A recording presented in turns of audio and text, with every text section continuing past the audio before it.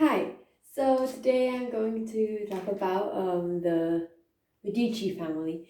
These were like a very powerful family, coming originally from Italy, and like from the 14th century to the 18th century, they had huge amounts of power, and they're not really talked about that much. I don't think it's a shame because they're really interesting. So let's get into it, shall we?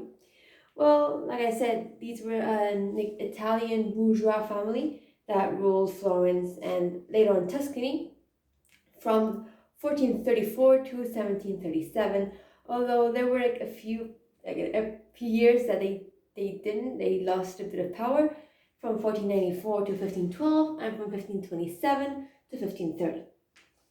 So it wasn't a continuous power hold on power, but still like quite a few years. And they also they not only had power like specific territories, they also had power over the Roman Catholic Church. Four popes, Leo the Tenth, Clement the Seventh, Pius the Fourth, and Leon the 11th, were actually from the Medici family. So just these people were queens of France. There were two queens, Catherine de Medici and Marie de Medici. These were queens of France. They were Grand Dukes of Tuscany, popes. I think it's one of the most powerful families in European history, if not the most powerful family in European history.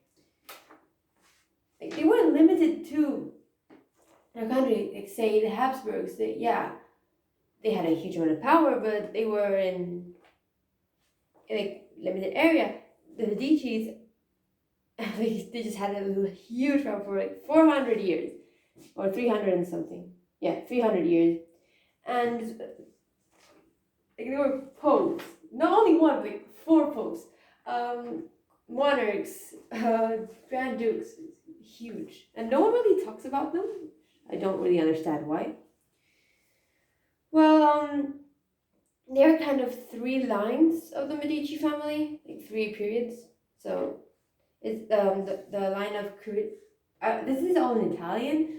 So, pardon my Italian, it's terrible. Well, Carissimo II failed to gain power in Florence.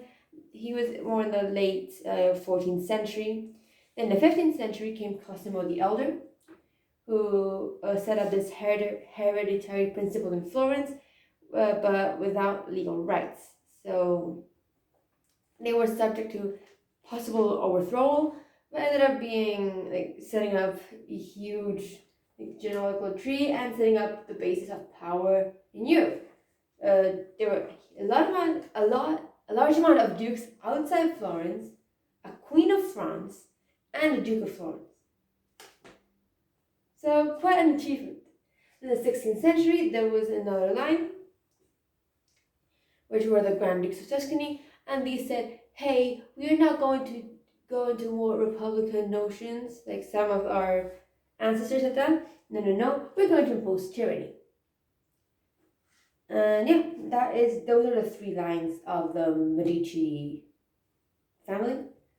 It's not three lines, but three periods, because they're all related. And these were not soldiers, so the way they got powers was through bribes, through economic maneuvering. They courted favor with the middle and poorer classes, and they had this determination to be plebeian, in Italian, popolani. Again, pardon my Italian. And they had a lot of passion for the arts, the letters, the buildings. So the Medici family, as well as being having a huge amount of power, one of the most powerful families in Europe, they are also renowned for their love and passion for the arts, and they were actually patrons of the arts, and that's one of the reasons why they're quite well known.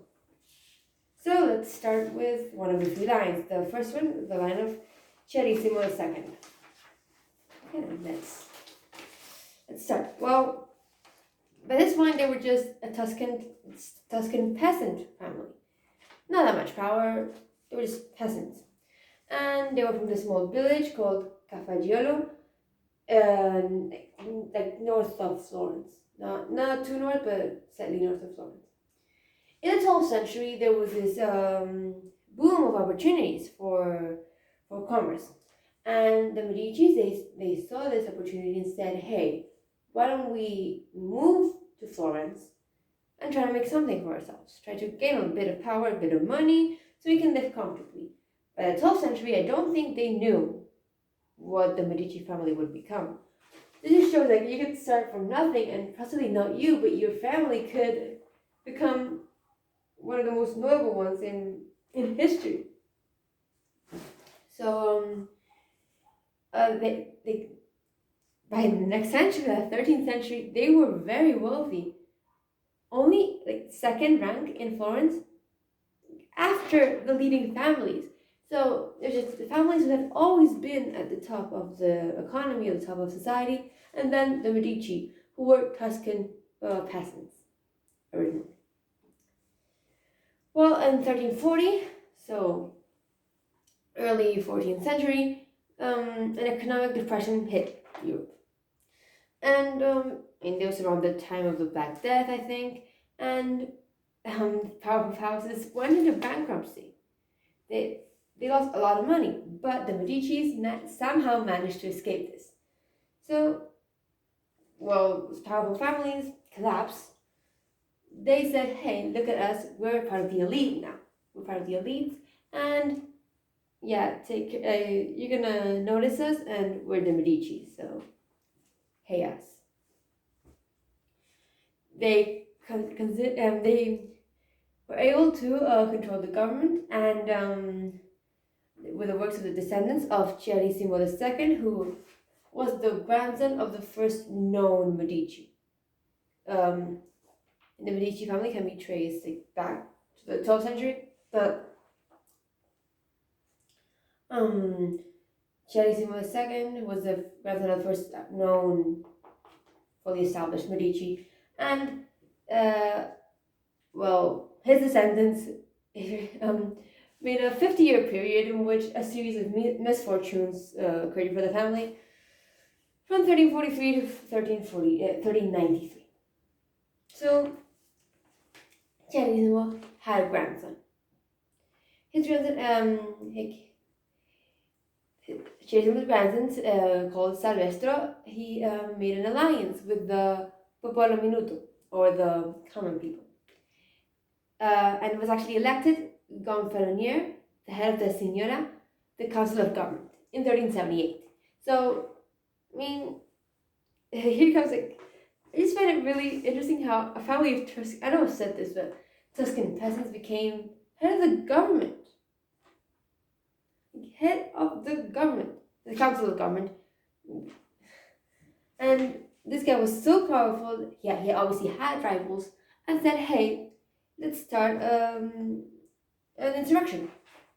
Because why not? So he started an insurrection of the artisans of the lower class called the Ciompi, and was actually victorious. They actually won. And they gained a lot of money and a lot of powerful titles. So I think this was 1378. Quite early on in the Medici family history. And then in 1381, his government fell. So that was not good.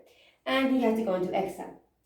But then by 1393, he was still alive, and the Popolo Magro, the lean people, said, hey, let's take over the Signora again. So instead of seeking out Silvestro himself, they seeked out his first cousin, Vieri. Vieri said, oh, you want me to do this? Yeah, okay, just wait 1 second, I'll be right back. Okay. And managed to fade away and not really be involved. And this branch of the Medici family history just disappeared. And there goes the line of Chiarissimo II. Not that significant. The first line, established the Medici family, but not really the most notable one. The most notable one was the second. And the third one is quite significant, but the first one it's there. Now here comes the second, which is the line of Cosimo the Elder. And this is where it gets really, really juicy. Well, Salvestro, like I said, he had a cousin called Averardo de Medici, or also called Vici. Well, his progeny became the famous Medici. From this Averardo de Medici came the most powerful ones. He had a son called Giovanni di Vici de Medici, a lot of chi sounds, who lived from 1360 to 1429, and he is considered the first of the great Medici. So prior to this, the Medici were a significant family, but not the great. Yeah, they were government figures, but not huge powerful families. Giovanni di Vici de Medici started this. Then he inherited this family business of cloth, silk manufacturing, and banking operations. He had two sons, Cosimo, who lived from 1389 to 1464, and Lorenzo, from 1394 to 1440. These both gained the name the Elder and founded the actual famous lines of the Medici family. So let's start with Cosimo. Well, Cosimo, he was the older brother and established, like I said, the political base of the Medici family. Without Cosimo, the family would have never reached the power it ended up having later on. Well, he served on the Florentine border war, so I mean, not an unimportant position, quite significant. And this board was called the Dieci, or the 10, and amongst other posts, he had quite a few. He had two sons called Piero, who lived from 1416 to 1469, and Giovanni. There's a lot of, I think Giovanni. Yeah, there is another Giovanni, not to be confused. This guy lived from 1424 to 1463. This one died before Cosimo did, so, and earned the title the father of his country. But Piero actually maintained and strengthened the political fortunes of this family. So Cosimo had two sons, Giovanni died, and Piero said, let's continue the family fortune. Let's continue the political power. Himself, he had two sons, Giuliano, who lived from 1453 to 1478, was assassinated, so not good. And then the second son, Lorenzo, who lived from 1449 to 1492, and became known as Il Magnifico, or the Magnificent. Lorenzo de Medici, which I think is the previous Lorenzo. No. There's a lot of Lorenzos. This is Lorenzo. Lorenzo, I think it's Lorenzo, the son of Piero. Well, Lorenzo de Medici, very important title in the history of Florence and Italy itself. By this point, I think Italy was divided into provinces, so it's not Italy, it's Florence, Tuscany, different areas. And he was a patron of the artist, skilled craftsman, poet. It's actually a poet, and had a deep respect for the arts and letters. Well, he had three children: Piero, another Piero I know, who lived from 1472 to 1503; Giovanni, from 1475 to 1521, who would actually become Leo X, Pope; and then Giuliano from 1479 to 1516. And they had quite a few roles in the not only city's history but also family political power, if that makes sense.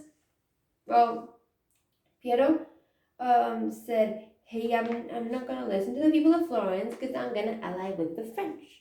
So Piero said, hey, let's just ally with the French. This is considered a huge betrayal, and the Medici were actually forced to leave Florence in 1494. Giovanni, the second son, actually was a cardinal and used his influence with Pope Julius II to bring the family back. So Piero screwed things up for the Medici family, and Giovanni, who again would become Pope, said to the then Pope, hey, can we bring my family back? Please, can we just bring them back? And he did. And then Giuliano, the third son, Received the title, the French title, the Duke of Nemours, Nemours, or how you pronounce that. Sorry about pronunciation. I know it's terrible. I'm sorry. And I mean, he was in poor health and died quite young. I think he wasn't that old. Piero, he was, like I said, the oldest child of Lorenzo the Medici, had one son, also called Lorenzo. I know there's a lot of names. I mean, with the Medici family, you have to make a full-on family tree because it gets really confusing. They cover a long period of time, and they have a lot of power, different positions, infighting. So if you want, you have to make a family tree. So yeah, I'd do that if I were you. Well, Lorenzo, who lived from 1492 to 1519, had a daughter called Catherine, from 1519 to 1589. This Catherine would go on to marry Henry II and become Queen of France. So this is the famous Catherine de' Medici, who lived in the court of Henry II. And she had 4 sons. 3 of them became kings of France. I think it's Francis, Charles, and Henry. So Francis II, Charles III, and Henry III. Well, Charles. I don't really know. But 3 of her sons became kings of France. Yeah, Francis ruled for a very, very short amount of time. Charles also a relatively short amount of time, and then Henry. Giovanni, the second of Lorenzo's son, Lorenzo the Magnificent. Yeah, that reference, it's Lorenzo the Magnificent, not the other Lorenzo. There's a lot of Lorenzos, I know. He became Pope, and yeah. So Giuliani and Lorenzo eventually died, and the family said, "Hey, Michelangelo, famous Michelangelo, can you complete some tombs for us?" And Michelangelo's famous Medici tombs were made in Florence, and these a few years in this period were named the apogee of the Medici age. Even called the century of Leo X. So not too bad for the Medici family. Not too bad. Well, from 1513 to 1521, Leo had 5 nephews and cousins. He was named them cardinals in family appointments, and rather stopped reigning that much over Christianity as Pope. I mean, he still did, but also took over arts like letters. He was the Pope prior to the Pope that would grant Henry VIII the divorce. Well, he was occupied with patronage and really didn't pay attention to this guy, this unimportant monk, who one day decided he was fed up with the Catholic Church. He said, "Hey, I don't like this, so why not to a church?" Posted on the door a piece of paper complaining with 95 points. This guy, Martin Luther. So actually, Leo X, had he not been so absorbed with the arts, he probably could have stopped the rising of Protestantism. So something to think about. Well, by the 1520s, by this point, the descendants of Cosimo the Elder, there were really few. Most of them had died out, and yeah.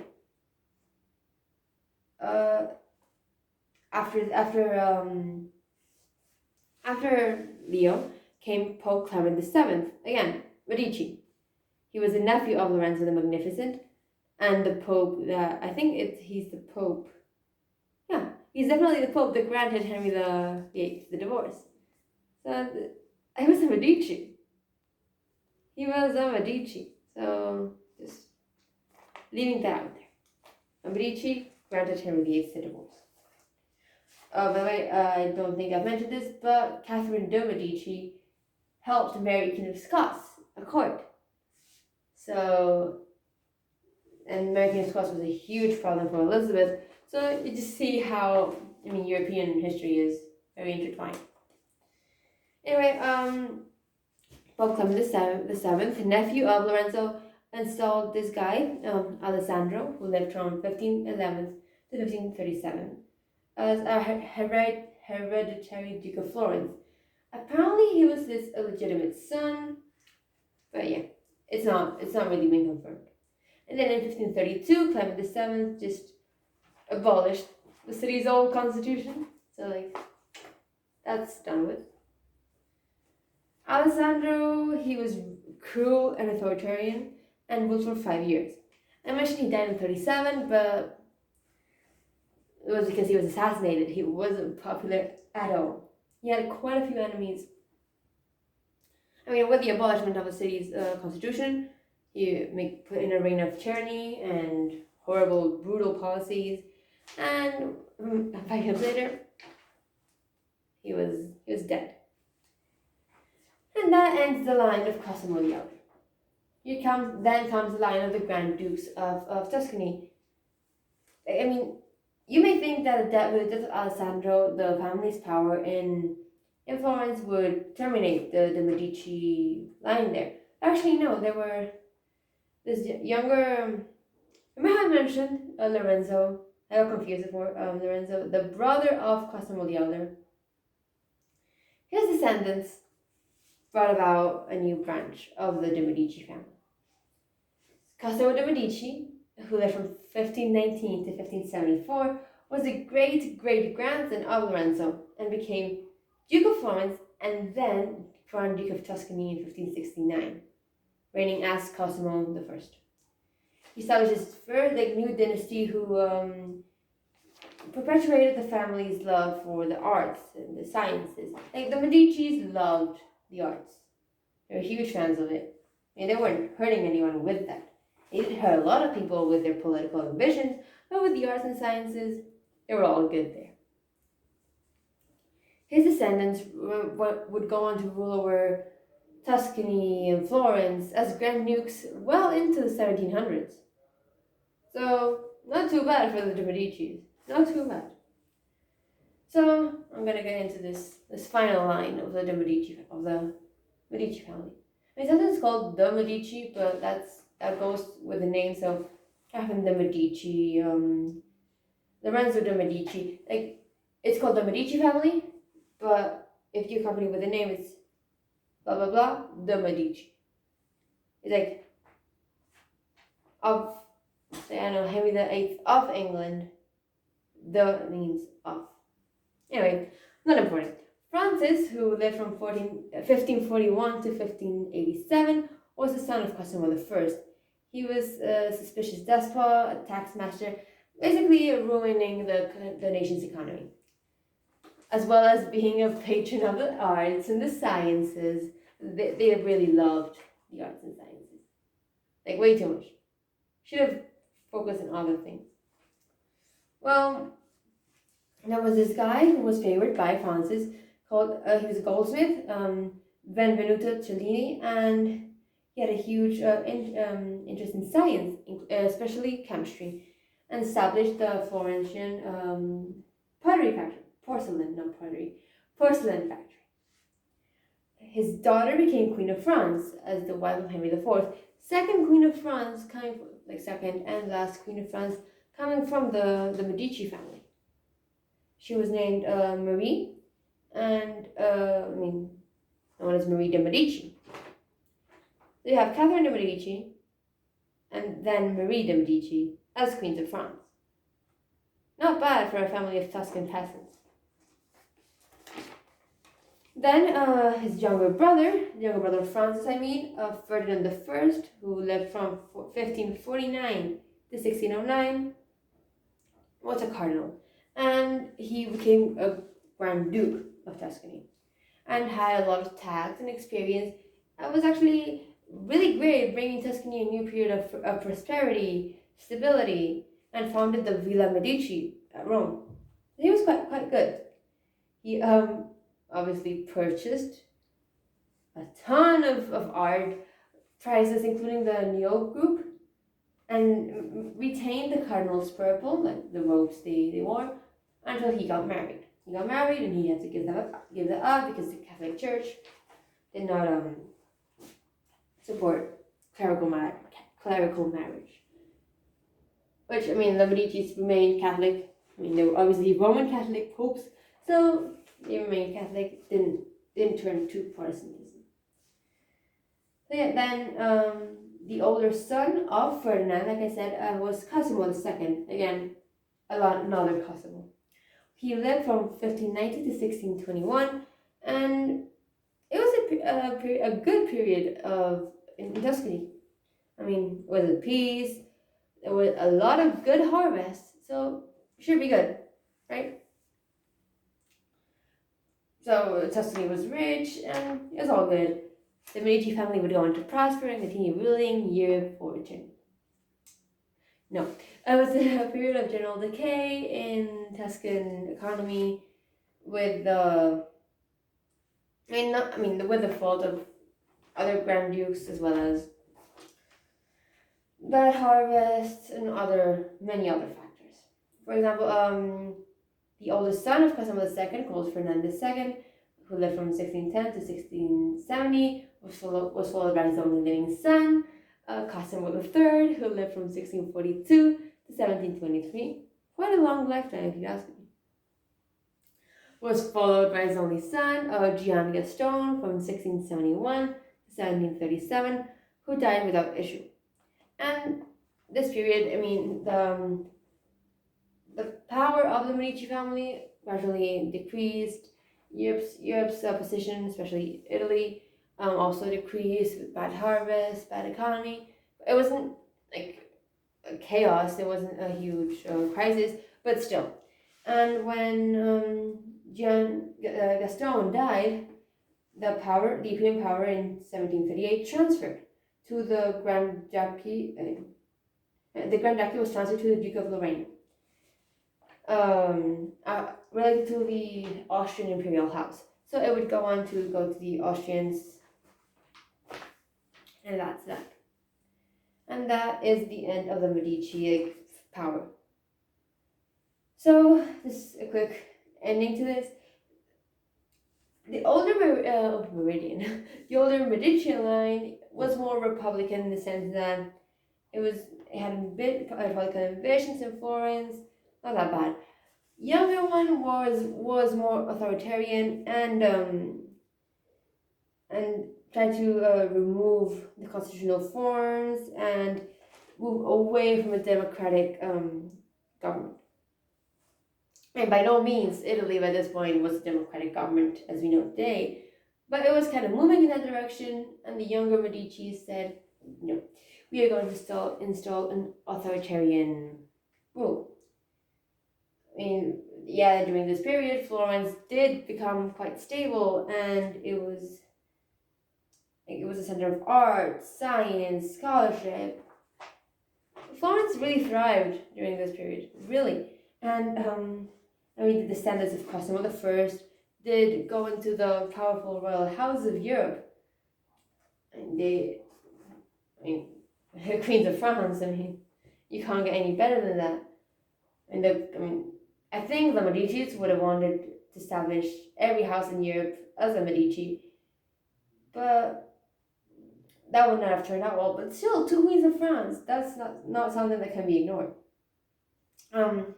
They did rule, the family name was preserved, and the fortune, they did end up ruling more through military force than through anything. So overall, as the time went on, maybe the importance of Florence as a center of arts and culture gradually decreased, but still, culture and arts and sciences is linked with the Medici family rather than with Florence. So yeah, the city's importance in preserving that decreased, but the Medici family didn't. This Grand Ducal line disappeared with the death of Cosimo III's daughter, Anna Maria Luisa, who lived from 1667 to 1743. Again, huge lifetime. She was a widow of Elector Palatine John William of Newburgh, and bequeathed all the art treasures of the Medici to the Grand Duchy and to Florence. Like, she returned them. With the Medicis, you have a lot of power, a lot of arts, sciences. You can have it. On her tomb in the Cappella dei Principi, the Chapel of the Princes, it's actually engraved on her tombstone, last of the royal Medici line. Let me try to say this in Italian. I apologize. Ultima della stirpe reale dei Medici. And yeah, that ends the actual Medici line. I'm sure there are some distant descendants living in Italy as well as France, as well as other European countries, but the royal line ended with Anna Maria. And that is the Medici line. I mean, they were immensely powerful. The first one, not so much. The second one, quite powerful, and then the third one, again, not that much. But the second line did actually install a lot of dukes, not only in Florence, but outside, and a Queen of France.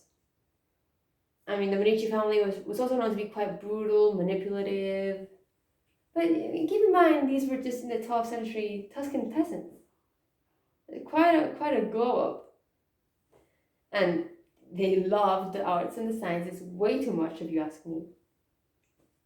But hey, think about it. If they didn't like the arts and sciences that much, in theory, the Protestant church could have not been as significant, because had Leo X paid attention to threats to the Catholic belief, possibly could have stopped Martin Luther and his movement.